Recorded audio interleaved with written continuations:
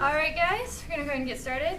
Our speaker today actually is a University of New Hampshire alum.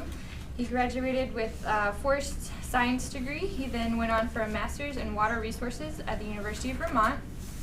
And his expertise are in the application of object-based image analysis techniques, unmanned aerial systems, and spatial modeling. Great, thanks. Thanks for having me, folks. It's sort of nice to return home, so to speak. I finished up here in '96 before all these cool facilities existed, because if they did, I know we would have definitely snuck in to use the wave pool at some point in time. So I wanted to talk to you about sort of how we extract information from remotely sensed data. And so in a nutshell, my presentation today is going to focus on how we go from this, right, that remotely sensed data, to information that we can actually use and make decisions from. And I'm going to preface this by saying I'm sort of more a terrestrial person, but I'd like to give you sort of like a little bit of background about me and sort of how I got to using object-based techniques and some of the advantages they have before I go into an example for you that I worked on with some of the folks here. So you notice that I've got a little bit of a British accent. So I was born in England. I came over here when I was 1, so it's actually really embarrassing that I still have the accent. But it's only because that Downton Abbey's sort of come into vogue right now. So I'm like trying it hard to get it back. We're driving down and I heard this thing like there's like an iTunes Downton Abbey Christmas soundtrack you can download. So I've been working exceptionally hard to get my British accent back. But I grew up in northern New Jersey, and originally I grew up because I was in northern New Jersey. I actually wanted to be like, until I was, I think like 16, I really wanted to be a stockbroker. Like that was my absolute dream. And I thought Wall Street was like an actually great and very motivating movie. But I kind of had my midlife crisis early, and when I applied to colleges, I decided that I wanted to switch, and I became a forestry major, which of course made my parents really thrilled. Hey, Mom and Dad, I'm going to major in forestry. And they're like, what do you do with a forestry degree? But during my freshman year, I was taking wood science and technology class with a guy named Barry Rock. Some of you may know him. Barry used to run complex systems. It's where you learn to identify wood, and it was, back then we actually got to cut things up in the sawmill, so it was pretty cool. And he said, you know, I'm a plant biologist, I teach you folks how to identify wood, but what I really do for my research is I use these satellite images, and of course this was back in the day of Google Earth, so I was like, whoa, satellite images, that's really cool. And I use them to identify areas of high elevation forest decline. And then he said, you know, I need some folks to sort of work with me over the summer to haul my gear up and down the mountains to sample the trees. And I was like, well, that sounds a heck of a lot better than going back to hot and muggy New Jersey. So I signed up for Barry, and that's sort of how I got my start doing remote sensing, and got to travel to the Czech Republic and Germany to look at the comparisons between high elevation forest decline on the East Coast that we have here, especially in the mountains of New England, and what was going on over there. Afterwards, I thought I'd do something good with my life, and I actually applied.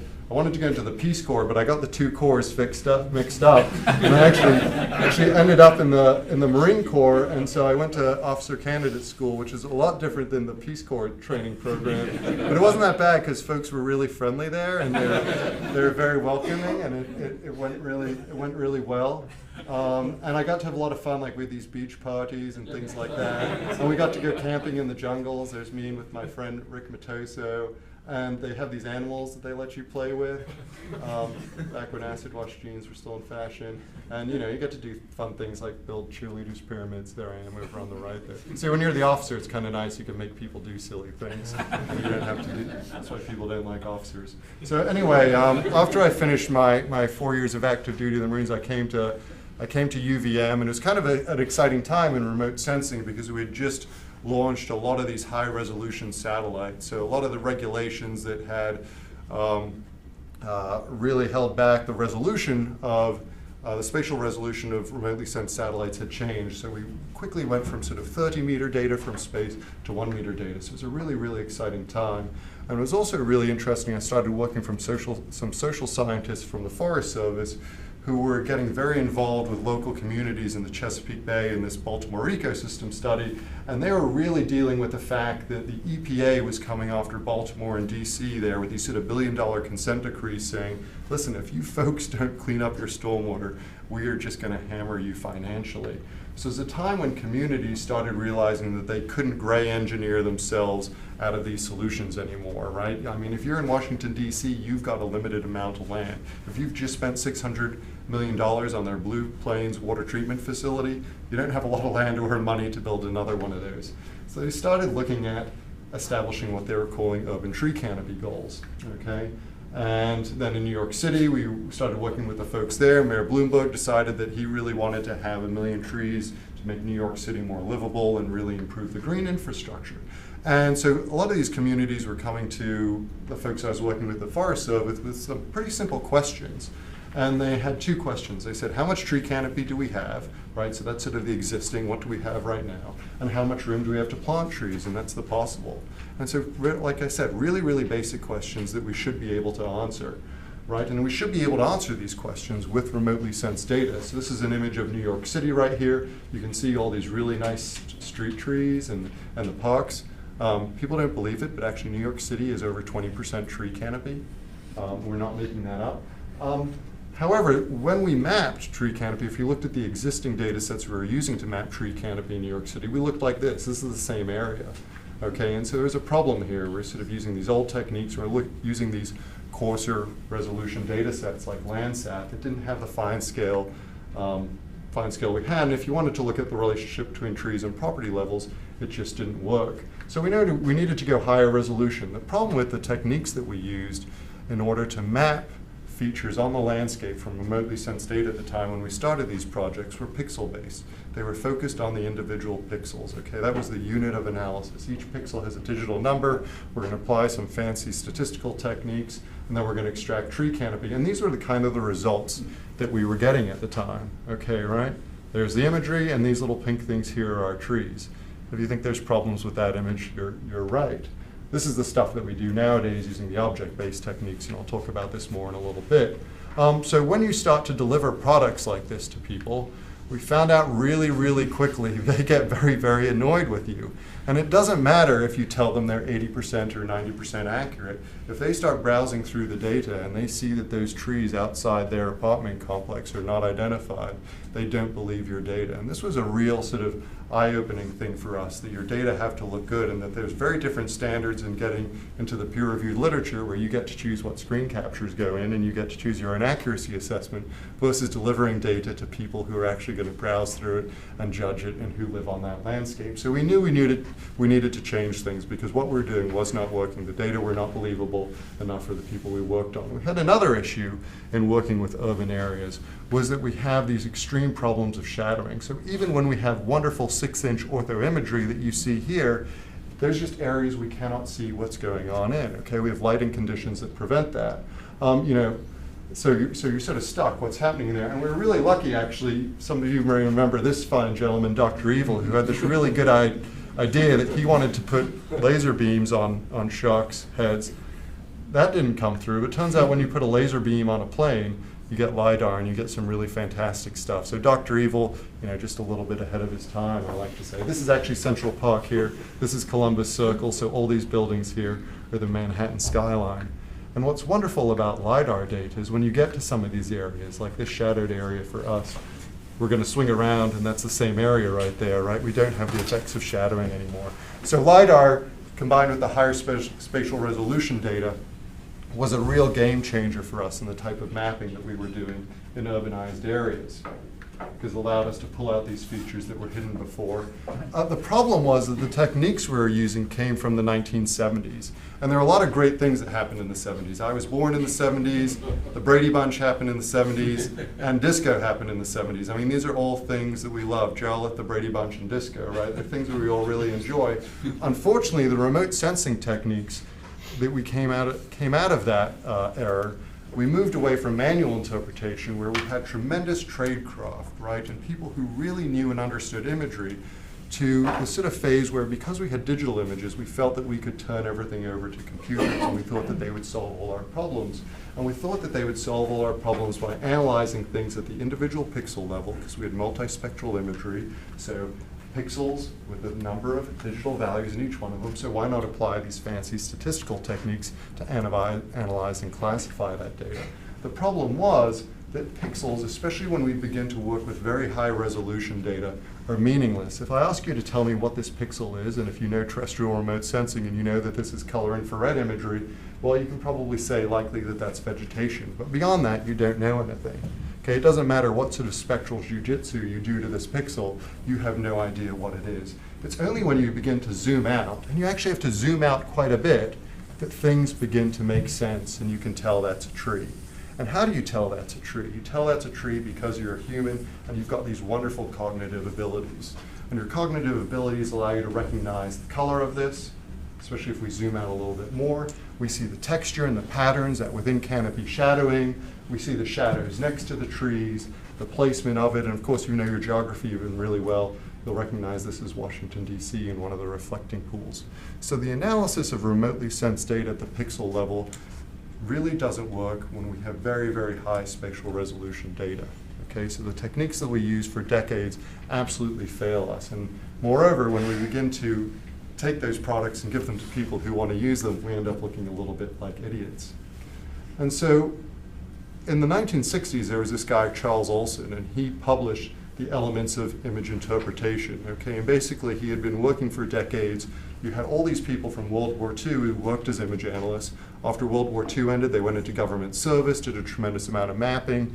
He was a sort of a supervisor of all these folks, and he came up with sort of these elements of image interpretation. He said, this is how people extract information from remotely sensed data. Okay, they use color and height information, geometric information such as shape and size, information on the texture, roughness or smoothness, and then they use all sorts of contextual information on the spatial arrangement of features, the locations, the shadows, patterns, associations, relations to other objects on the landscape. So this is what he came up with. Now the techniques we had been using since digital image processing really just kind of focused on the color of things, the individual pixel values out there. And so they're very, very far away from replicating what we do as humans, right? So we've got these four things: the spectral properties, the geometric properties, the textual properties, and the contextual properties of data. And if we think about how well we in the remote sensing community have done in sort of harnessing these things, we do really, really well at working with those individual pixel digital values. Geometric information, such as shape and size, not very well at all. Texture, we have some algorithms that do that. But in terms of replicating the human, right, getting at context, the spatial arrangement between things, we're absolutely terrible.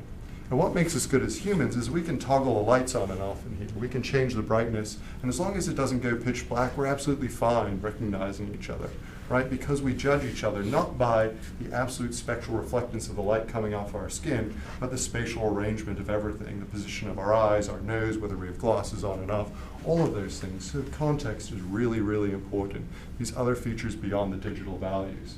But this is something that's really, really hard to do, right? Because it requires these cognitive abilities. And unless you're poor Homer Simpson with a tiny brain, all of us actually are much better at analyzing high-resolution imagery than any computer system. But there was this guy came along, Gerd Binning, and he's sort of really interesting. He won a Nobel Prize in physics for the scanning tunneling electron microscope.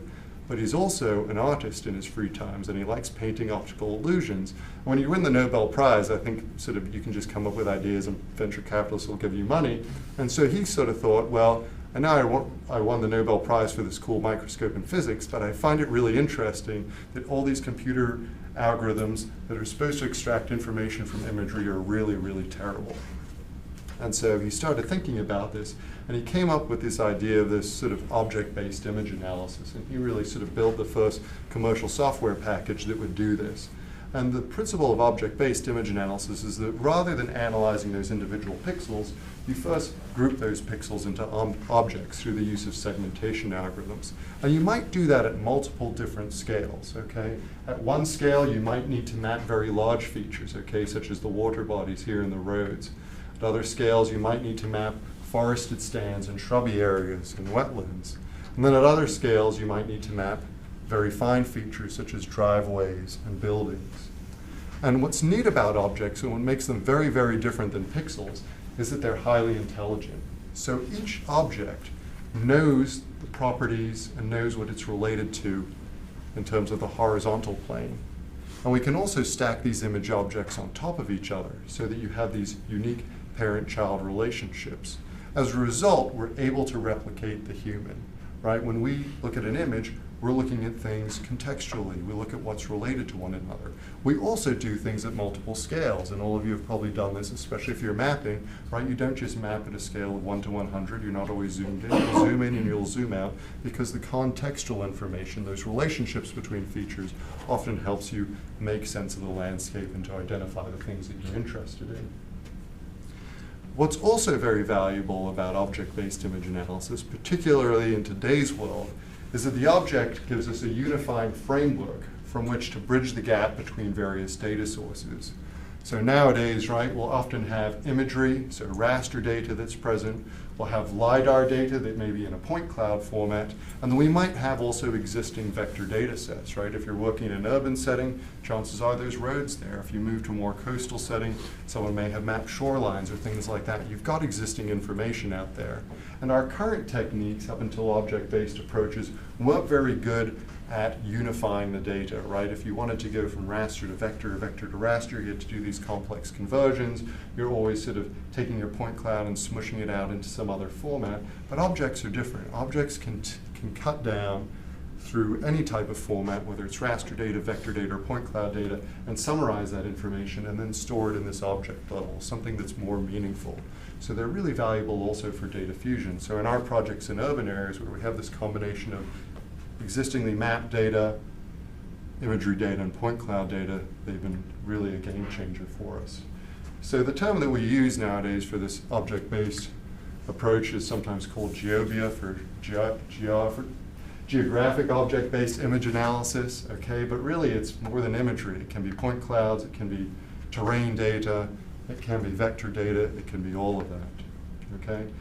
So I'd like to talk about an example right now. It's very important to sort of keep in mind that I'm primarily, sort of an urban terrestrial remote sensing person, but Chris Parrish, who's no longer with you folks, which gives you an idea of how much he really cares about you, just convinced me that I should work on this project with him, and I kept trying to tell him, I'm not a marine biologist, and he said, this isn't marine biology. I said, okay, I still don't know anything about what you're doing. He's like, yeah, but I think that, if we sit down and we can work through this stuff. So I'd like to sort of show you how these techniques work on sort of something that's a bit closer to home for you folks, so coastal data. And so this was some of the data that he came up and gave me. And he didn't really show me too much of the data ahead of time. He kept trying to transfer it to me, and I'd tried to unzip it, and then it was corrupt. He's like, oh, don't worry, it's fine. And then I got this data, and it's actually really, really horrible imagery. And this is an area where it's not that bad, but you've got these tonal shifts and things. I mean, it's not something that you want a computer to analyze. And so one of the classes that we were interested in this project, and Jen, you can jump in here if I get anything wrong, are these like macro algae kind of sandy areas here, right? So you can kind of see them here. They're actually really tricky to, unless you're good at interpreting the data, to understand, right? They're different than the deep water areas here, because what makes them stand out is this combination of these bright sandy features and these dark algae features, right? So it's a combination of these things together that allow us to distinguish this stuff. So I'd like to talk about how can we distinguish these using object-based techniques, because the pixel-based techniques wouldn't work, right? If we zoomed in here, we'd see that these dark pixels here have the exact same properties as some dark pixels out here. And we'd find some of these bright sandy pixels have the exact same properties as some of these areas here where we're getting some spectral reflectance off of the water. So we need a different approach to this. We need something much more cognitive. Now, we did show up with some other data. This was some elevation data from some LiDAR, which wasn't perfect. But then we also had some reflectance data from the LiDAR. So we have all these data sets. Each one of them is slightly flawed, but they all provide information in some way, right? And they don't line up quite precisely. They're not exactly co-registered. But when we move to an object-based approach, that tends to matter a little bit less. Okay, so the first thing that we do in object-based analysis is we try to get rid of what I call the low-hanging fruit, okay? Things that we don't need, we don't care about. So we took that elevation data, which, like I said, it wasn't perfect, and we said, okay, let's just get rid of all those things that don't meet our elevation criteria, and we'll just threshold those out right away. Now, the problem was that the elevation data wasn't exactly perfect, and it had some flaws, but what's neat about object-based image analysis is that you can apply some rules, and you can say, well, even if you weren't identified in this elevation threshold, if you're slightly similar to it, and you have a high relative border to it, so using context in the spatial arrangement here, we can assign you to that class. Okay, and these are all rules that we can build within the object-based system. We're not talking about bouncing around between different software packages, we're talking about simple rules. And then we need to begin to create our classification. In order to do that, we need to start with these things that are called objects. And so we apply segmentation algorithms. And segmentation algorithms can be applied on different data sets. We can use a combination of data sets, and we can also do these at different scales. Okay, so here we have created image objects, and we generated these primarily off of the imagery data. Okay, so these image objects by themselves are quite good. You can see ones out here. We have things that are clearly water, and then we have others that are kind of this, mixed algae and sand habitat areas that we want to classify. However, these objects by themselves, the properties of them aren't extremely meaningful, because we might have mean values out here that are similar to mean values here, simply because we've got this bright and dark features within them evening things out a bit. But we can also classify things at a finer scale, so we can create image objects that are much, much smaller. And with these smaller objects, we can sort of pull out these primitive features, these algae and these sand features, that'll help us classify those objects at the coarser scale. Okay, so one of the unique things about image objects that I mentioned earlier is you can establish these hierarchical relationships. So these larger objects that you see here know all about these tiny little objects within here. Okay, they are all connected to one another, which is very, very valuable. Because what we can begin to do here is we can begin to classify things on the finer object scale. And we can say, all right, here we've got things that are, say, very bright in the LiDAR or very dark in the imagery. And we can come up with these little primitives. Now, these things by themselves are not a meaningful classification, but when we aggregate up to a coarser level, we can begin to use a combination of those, saying if you have some of these dark things, they're dark in the imagery, or they're dark in the LiDAR in the imagery, or they're very bright in the imagery, we can say that you're either this combination of algae and sand, or maybe it looks like you're just pure sand alone. Okay, so those yellow areas are some of those pure sand areas. These ones are the mix of the algae and the sand combined. And then we can also begin to refine things by using contextual arrangement. So we might say, for example, some of these things in here, well, you know what?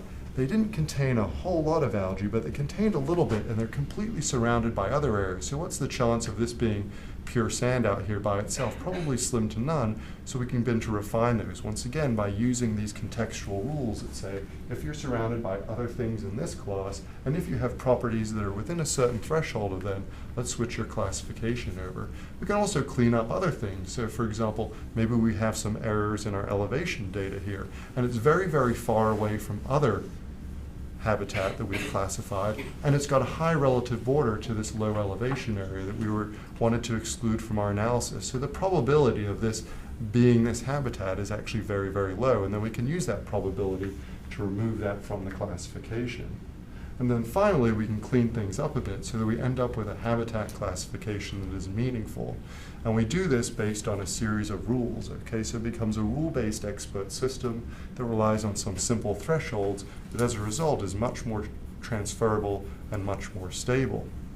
And it also allows us to bring in this rich set of contextual information, so that even though our data are flawed, and even we only have true color, multispectral imagery here, and some semi-usable LiDAR data sets, we're still able, in cases, to come up with a meaningful classification and become closer to what we as humans do when we extract information. So that's sort of the end of my talk there. We had some fun stuff early on, and then it got boring as we talked about object-based image analysis.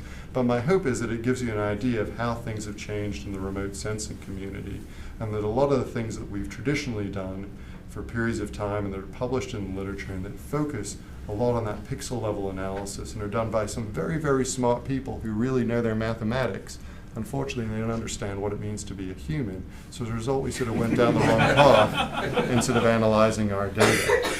And Jen and I were talking earlier, and talking about how I got into object-based image analysis. And actually, it was because I couldn't really do the math that you needed to do the sort of the fancy neural networks and support vector machines that a lot of people were doing in remote sensing.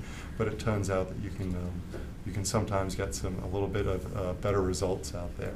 So I don't know if what you folks normally do, if this is just if I'm holding you back from getting out early, but I'm certainly happy to take any questions.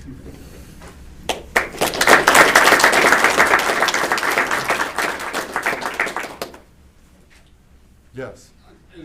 The process of refining your algorithms for filtering, is that done automatically, such as in genetic programming, or no. So we tried to do things.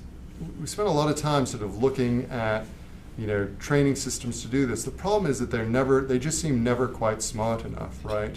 And the way we try to approach these things is actually very, very, very old-fashioned. So if you were analyzing imagery in 1958 and you were doing a habitat mapping, there would have been a few dozen other people and you'd all be sitting down, and the first thing that your supervisor would do is he'd take the most experienced image analysis, and he or she would have said, okay, let's build a photo interpretation key. And you would have sat down with Olson's elements of image interpretation. You'd say, what makes this sort of algae sand habitat in these data sets? You'd say, well, it's got these patches of these dark things, it's got these patches of these bright things, it's kind of inland from the water, right? There's all these sort of things that you would have built out. You would have established a key, you would have established a standard for your team to work on, and then everyone would have built them out.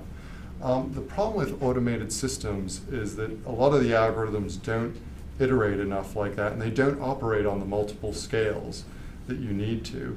And then even if they do, you spend so much time training them up that they may not even be stable, and they become very specific for certain areas. And we find that by using rule-based expert systems, we can get good results. And I'm not saying that those other approaches are bad, but we can get very good results.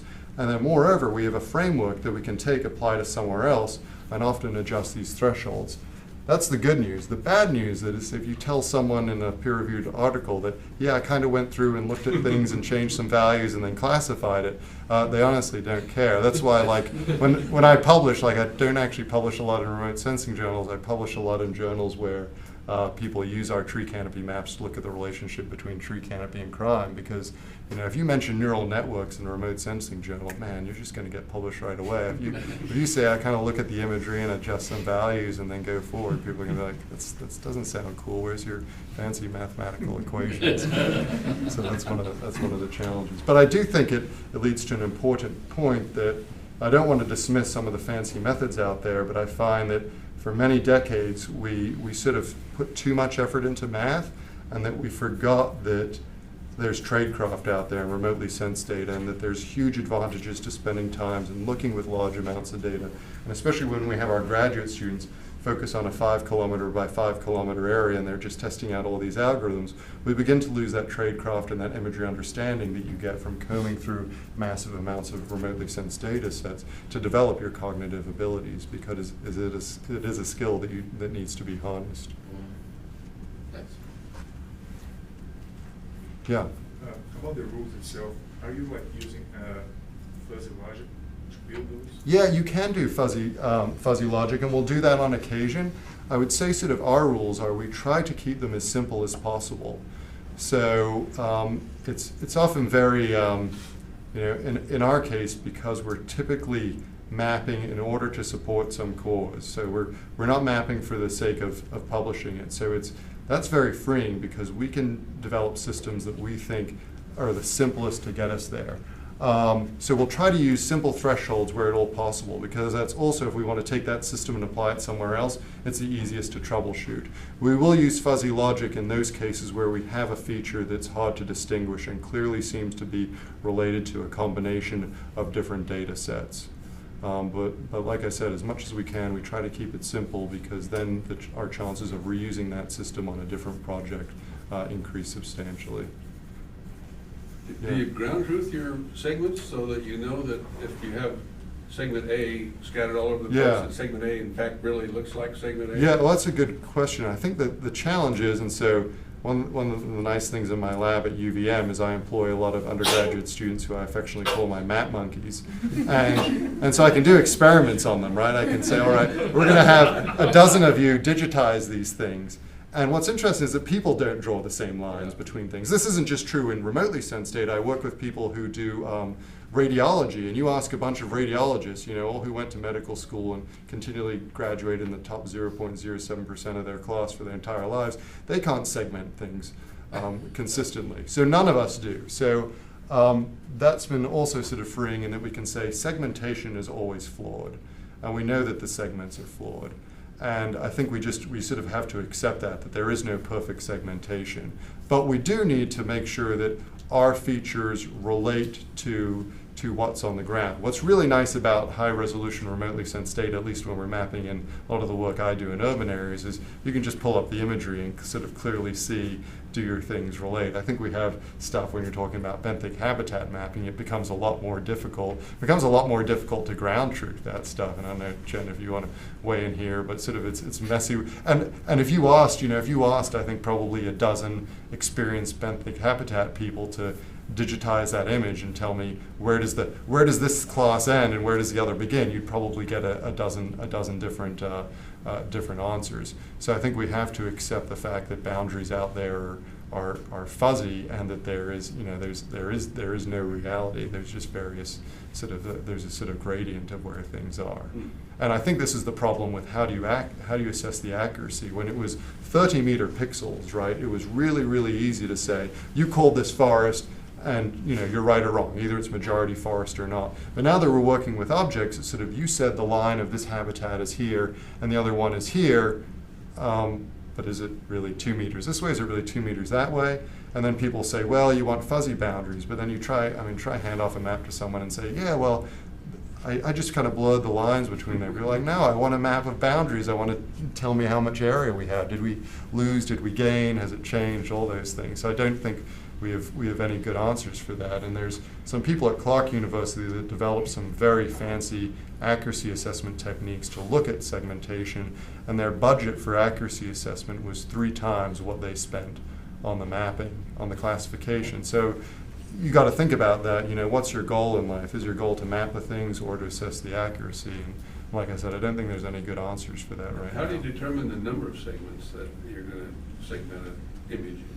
So if I tell you I just eyeball it, will you be mad at me? That's what I do. Yeah, that's what I do. So I just look at it, and we'll have a bunch of people look at it, and we'll say, do these segments look realistic to you folks? And we just sit around and say, yep, that looks realistic to us.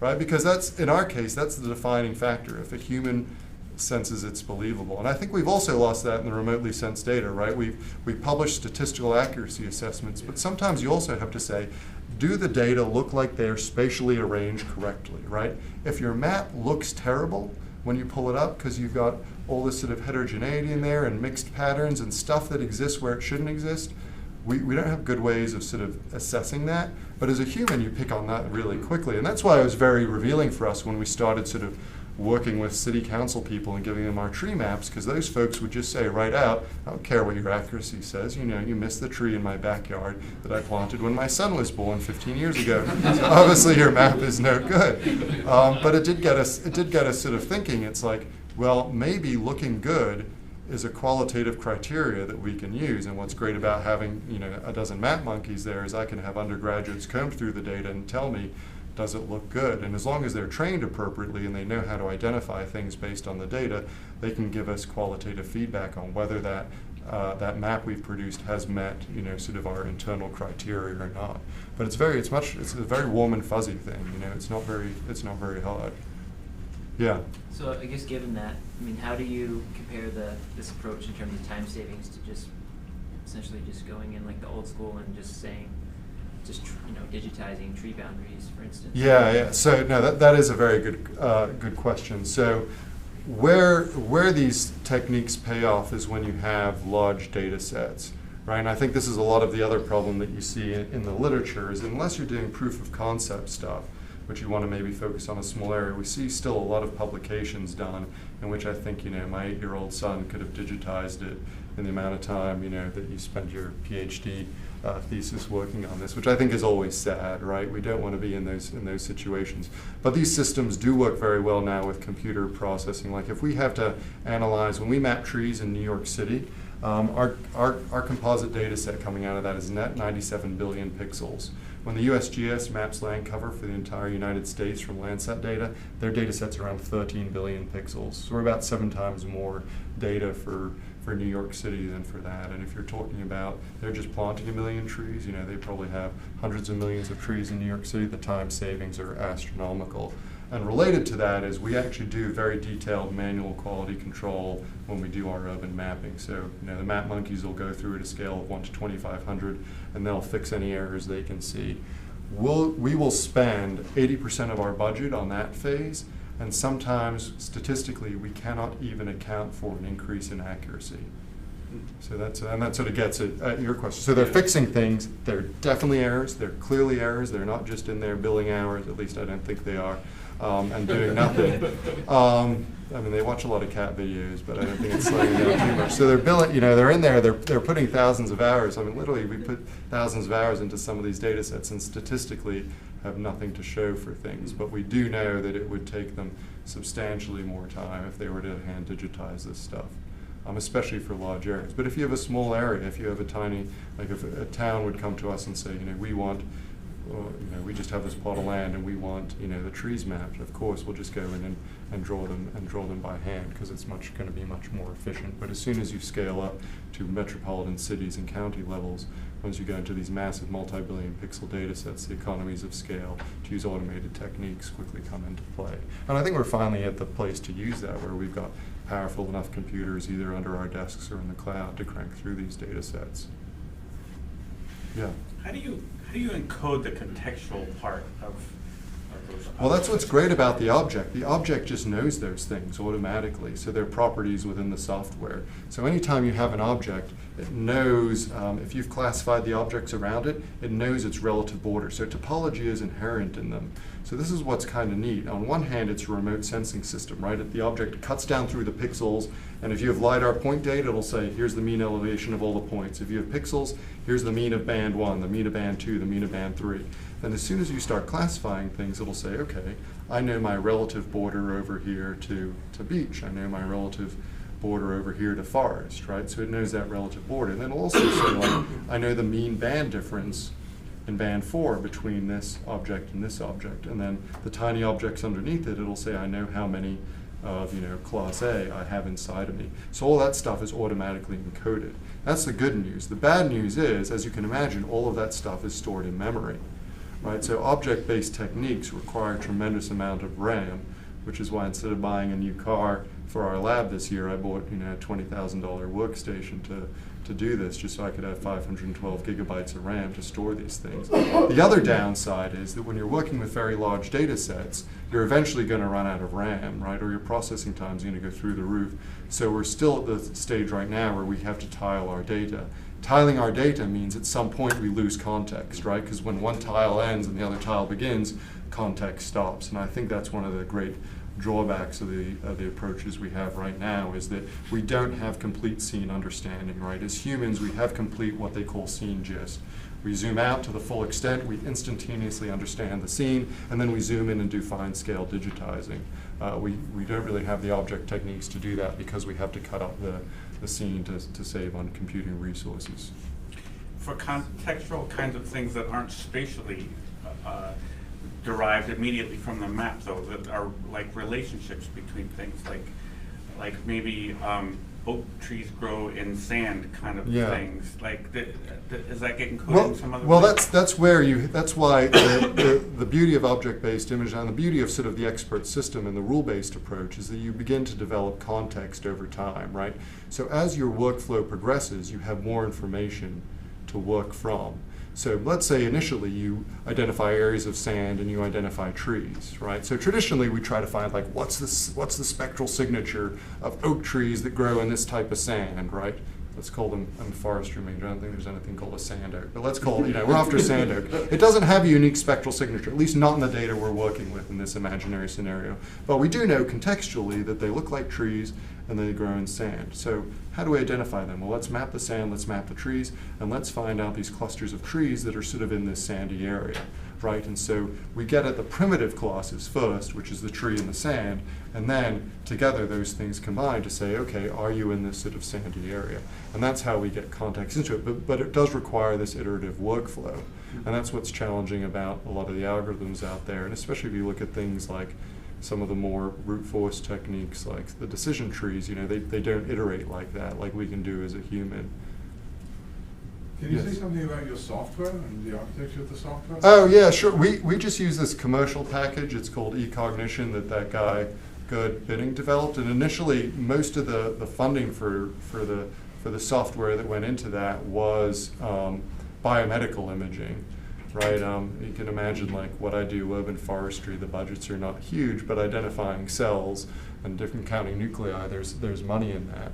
And I think the software architecture is important because what's very interesting about that is it's a programming language, but they designed a very nice interface so that you can clearly see your objects, you can query them, you can view their attributes, and I think it mixes sort of the programming aspect, right, of stitching these algorithms together in order to identify features, while at the same time having a nice visual interface where you as a human can begin to understand those data. And it was very interesting hearing him talk about how, you know, here's someone with a lot of mathematics cred, having won the Nobel Prize in Physics, talk about why they designed the interface the way they did, because he said he never wanted people to get away from not looking at the imagery. And he felt a lot of the mistakes in the past were people just sort of going into command line and forgetting that at some point in time, you've got to come back and look at your results along the way.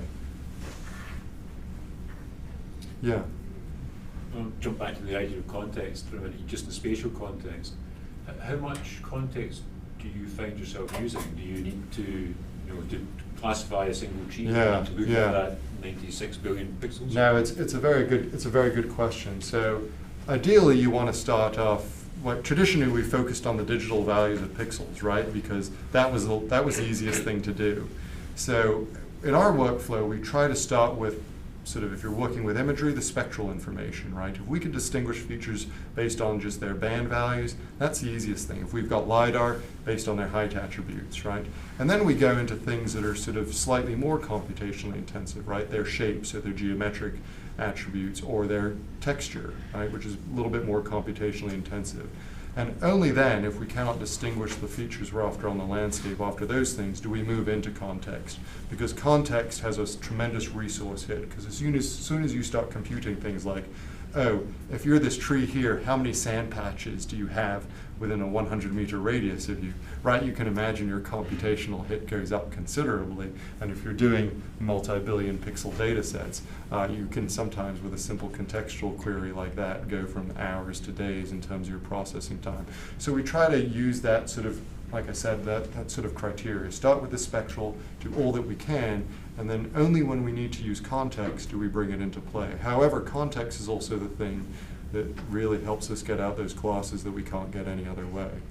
Well, I was thinking about that, if you pardon the pun, in the context of your point about memory usage.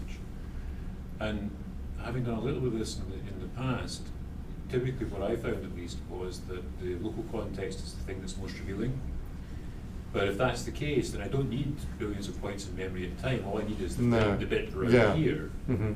So is that something that the bank Yeah, is so and then you don't need tile as well, because it's always a local. It's just depending on how right that local. No, that's a good point. So an example of that is how we do, so we spend a lot of time mapping impervious features in large areas like county or multi-county areas. We only have 4-band imagery, so 3 visible bands, highly correlated, 1 near-infrared band. Bare soil, so fallow agricultural field, and an impervious surface actually are spectrally very similar with 8-bit aerial imagery, typically not spectrally distinguished. How we distinguish them is impervious surfaces are near other impervious surfaces in an urban area, right? The other stuff, the bare soil, is not. So in that case, what we do is we try to do a contextual routine that sort of identifies urban areas ahead of time, and then we focus on our classification within those urban areas to find the impervious surfaces. Right, so that starts at sort of this mid-level contextual scene. Like, we don't get everything perfect, but we have a good idea of where the urbanized areas are.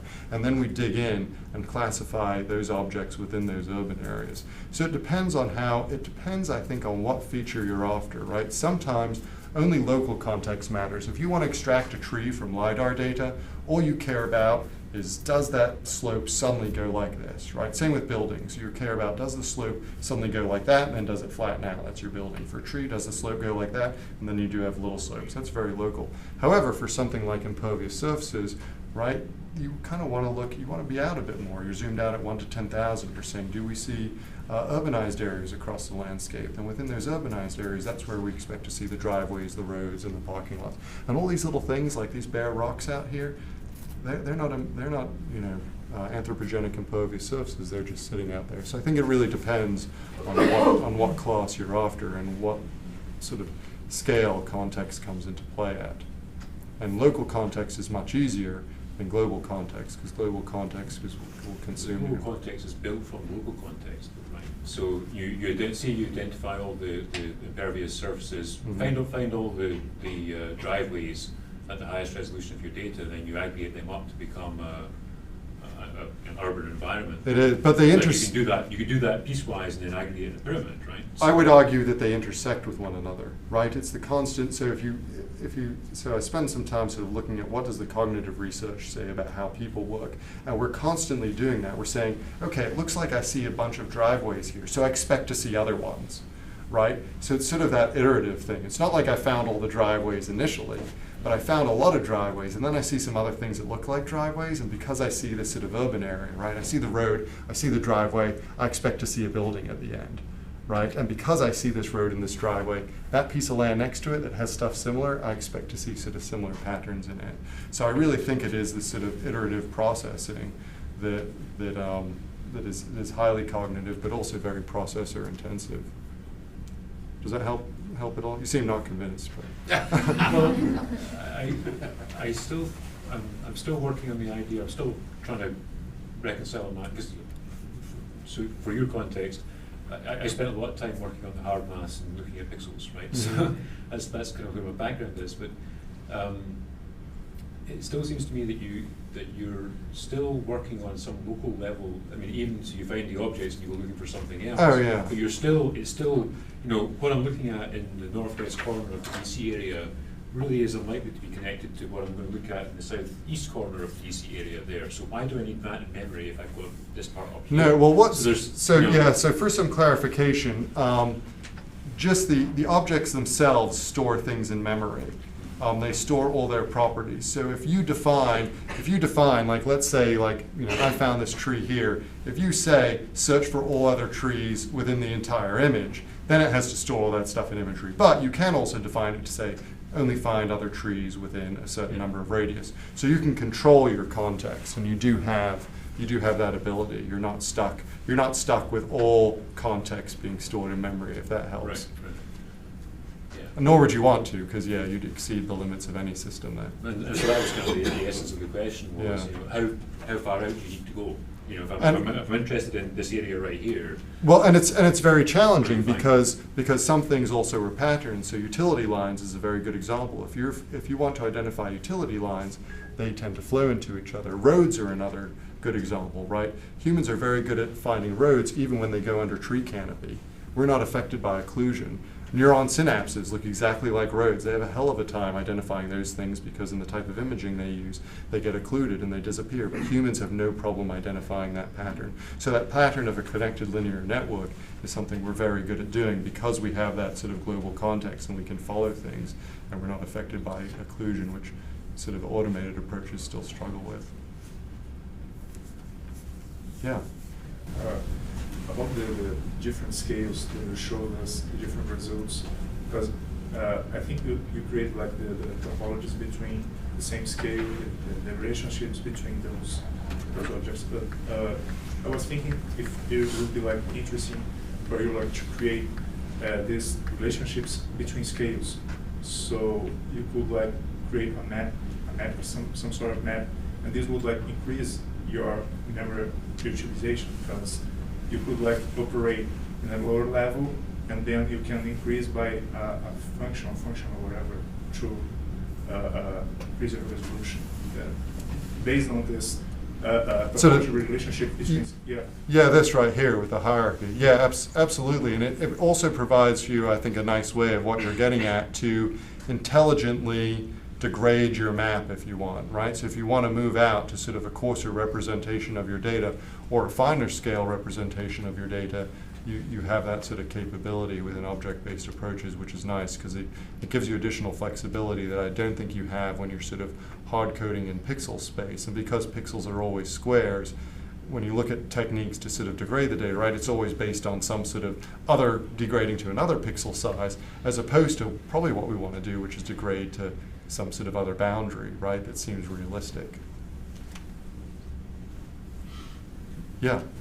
So, I'm just trying to relate this to, like, obviously you looked at other software and things like that along the way before you got to this point. Like, how does this relate in your mind to sort of what other people have used, like the supervised and unsupervised classification and something like Birdhouse Imagine and object-based things that are like in MATLAB? That, like, there are other things that have been kind of looked at for a while, but not necessarily well, they're clunky, I'd say. So how does that compare? So I think there's sort of a few things. First of all, segmentation itself isn't new. The computer vision people were doing that in the 70s, right? They just didn't put it into any software packages because if you spent some time, I don't want to sell any computer vision people in here, but they're always like, hey, yeah, I did this cool thing. Now I'm done and on to the other stuff, right? They've always got better and bigger things to do. So I think the main thing is, does your software package, in our case, we look for a few criteria. Number one, can it work on objects, right? That's something that's important to us. Two, can we integrate multiple data sources, right? We do not want to be converting between LiDAR, raster, raster vector. We want to be able to do native point cloud, native raster, and native vector integration, right? That's the key thing. We will not convert between formats because that'll sink our projects. It will take too much time. And then really the third thing is, does it provide us with an intuitive way to take our knowledge that we have as image interpreters and encode it into a system that allows us to automate it, not to replace the remote sensing analysts, but to make them faster. And there's lots of, the ODAS people released Imagine Objective. It's a little bit clunky, but it works on sort of the same theories about it. There's some nice open source ones out there that do these sorts of things. So I think there's a lot of software packages, but I think people sometimes tend to focus sort of too much on what probably someone else used in a paper for a software package, and rather than saying objectively, what do I need from it in order to build my system effectively.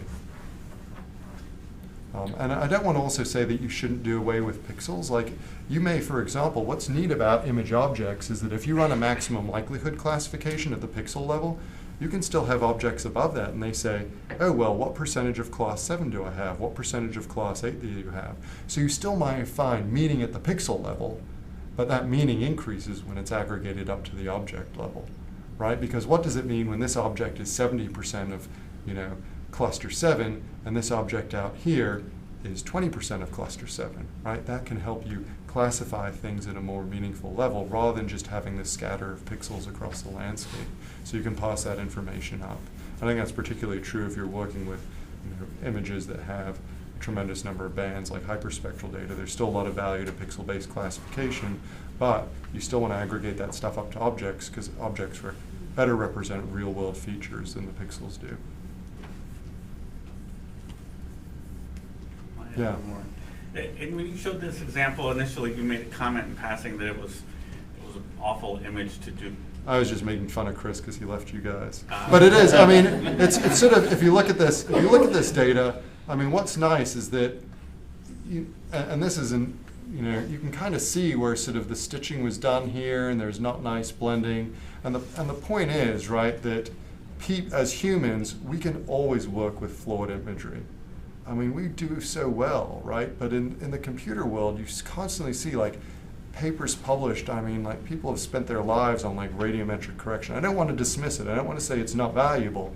But if you give data that hasn't been subjected to radiometric correction to humans, we can still extract an awful lot of information, right? So that may be an indication that there's something wrong with your system, right? If it requires the data to be so flawless, right, that you have to spend hours or weeks correcting it, maybe we should think about different ways to do it. And I'm not saying that object-based approaches don't benefit from good data. They certainly do, but they become less sensitive when you can bring context into the equation, if that helps. And they help us work with bad data. They help us work with data that doesn't line up. Our imagery in LiDAR when we're mapping trees, we sometimes have a 1 to 2 meter offset.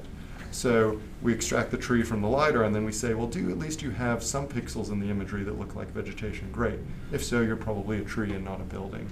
So that's where it has some of the advantages in dealing with kind of these messy data sets. And those messy data sets are only going to continue as we move forward, because we're a lot better at collecting data than we are at extracting information from them.